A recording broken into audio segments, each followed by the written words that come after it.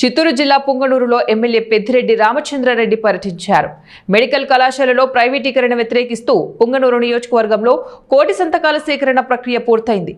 సేకరించిన సంతకాల పుస్తకాలను ప్రత్యేక వాహనంలో చిత్తూరు వైసీపీ పార్టీ కార్యాలయానికి తరలించారు. ఈ నెల 18వ తారీఖున గవర్నర్కు అందజేస్తామన్నారు. కూటమి ప్రభుత్వంపై ఎమ్మెల్యే పెద్దిరెడ్డి రామచంద్రారెడ్డి ఫైర్ అయ్యారు. డబ్బు దాహంతో చంద్రబాబు మెడికల్ కళాశాలలో ప్రైవేటీకరణ చేస్తున్నారన్నారు. 17 మెడికల్ కళాశాలను పప్పు బెల్లం కోసం కేవలం ₹1కే అమ్మేస్తున్నారు. వైజాగ్ నగరంలో కోట్ల రూపాయలు విలువ చేసే ప్రభుత్వ భూములను 90 పైసలకే ప్రైవేట్ వ్యక్తులకు దానాదత్తం చేశారు.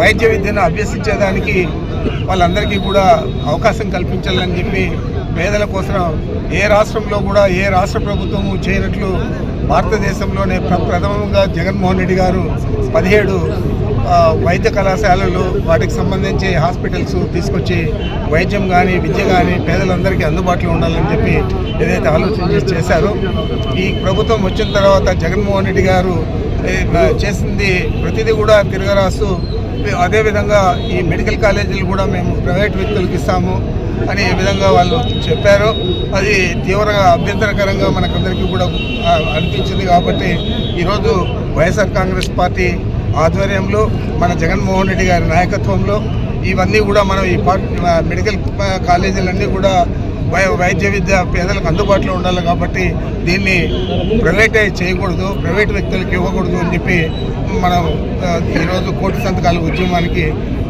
గత 2 నెలలకు ముందే నాంది పలికాం. అది నిర్మల ఈరోజు పూర్తయి మనం ప్రతి నియోజకవర్గం నుంచి కూడా ఈరోజు జిల్లా కార్యాలయానికి మన ఏదైతే దస్తూరీలు చేశారో సంతకాలు పెట్టారో అవన్నీ కూడా తీసుకెళ్ళి అక్కడ అప్పచెప్పే కార్యక్రమం ఈరోజు చేస్తూ ఉన్నాం. మరి మీ అందరికీ తెలుసు ఈరోజు విశాఖపట్నంలో ఏ విధంగా 90 పైసలకే 50 కోట్లు 100 కోట్లు విలువ చేసే భూములన్నీ కూడా అప్పచెప్తా ఉన్నారు. ఈ మెడికల్ కాలేజీలు కూడా కేవలం డబ్బుల దాహంతో చంద్రబాబు నాయుడు వారి కుమారుడు వారి మంత్రివర్గంలో ఉండే సభ్యులు డబ్బుల దాహంతో ఇవి అమ్ముకోవాలా సొమ్ము చేసుకోవాలా అని చెప్పి కేవలం ఈ రాబోయే రోజుల్లో మనం చూస్తాం.